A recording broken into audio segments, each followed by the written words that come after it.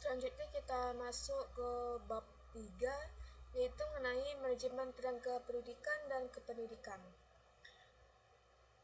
Yang materi pertama yaitu definisi manajemen, di mana manajemen yang dikembangkan dari kata to manage yang artinya mengatur atau mengelola. Kata manage ini sendiri berasal dari Italia, di mana managio yang diadopsi dari bahasa Latin managere yang berasal dari kata manus yang artinya tangan. Yang mana konsep manajemen ini tidaklah mudah untuk didefinisikan apabila kita membuat suatu pembatasan atau definisi tentang manajemen dapat dikemukakan sebagai berikut, yaitu dengannya bekerja dengan orang untuk mencapai tujuannya dan organisasi dengan pelaksanaan fungsi-fungsi dari planning, organizing, saving atau leading atau controlling.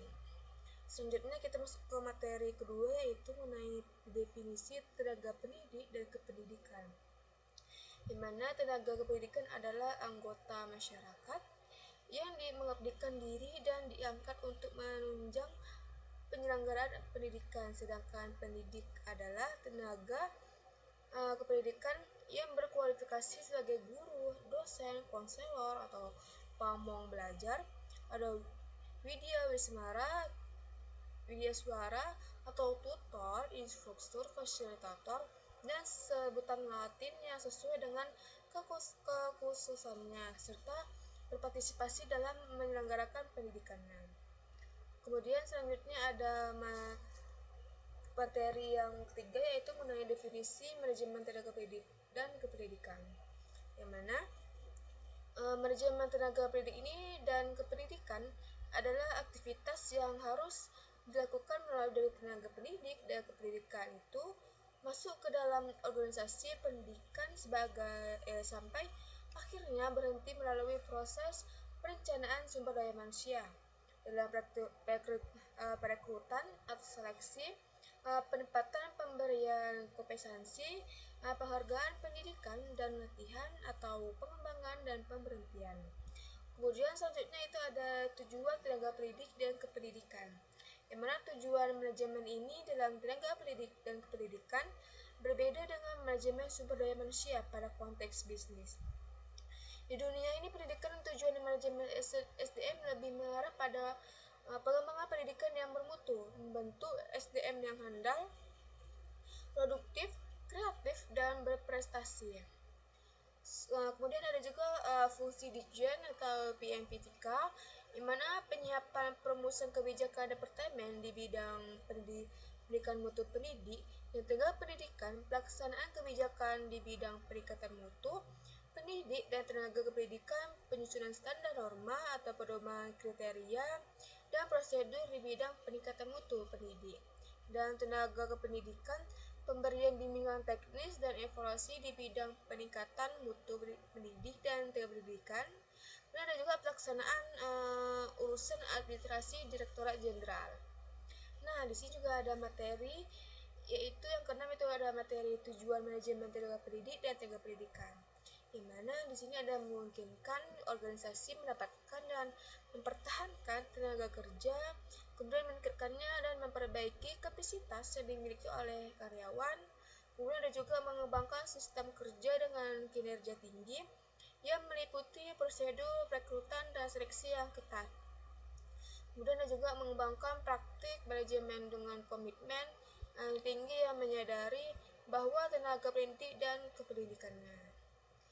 Selanjutnya juga ada tugas dan fungsi pendidik dan pendidikan, yang mana dalam tugas dan fungsinya secara profesional, tenaga pendidik dan kependidikan harus memiliki kompetensi yang diisyaratkan baik oleh peraturan pemerintah maupun kebutuhan masyarakat, antara lain yaitu pendidik harus memiliki kualifikasi minimum dan sertifikasi sesuai dengan jenjang kewenangan yang mengajar, sehat jasmani dan rohani, serta memiliki kemampuan untuk mewujudkan tujuan pendidikan nasionalnya.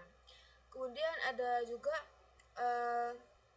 pendidik untuk memberikan pendidikan formal pada jenjang pendidikan usia dini atau pendidikan dasar, pendidikan menengah, dan pendidikan tinggi dihasilkan oleh perguruan tinggi yang terakreditasi.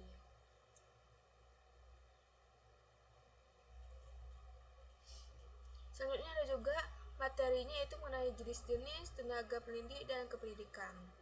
Nah, di sini ada 3 jenis, yaitu pertama ada tenaga struktural yang mana merupakan tenaga pendidikan yang menempati jabatan-jabatan eksekutif umum atau sebagai pemimpin yang bertanggung jawab baik langsung maupun tidak langsung atas satuan pendidikannya. Kemudian ada juga tenaga fungsional, yang mana tenaga ini kependidikan yang menempati jabatan fungsional, yaitu jabatan yang dalam pelaksanaan pekerjaannya mengandalkan keahlian akademis kependidikan.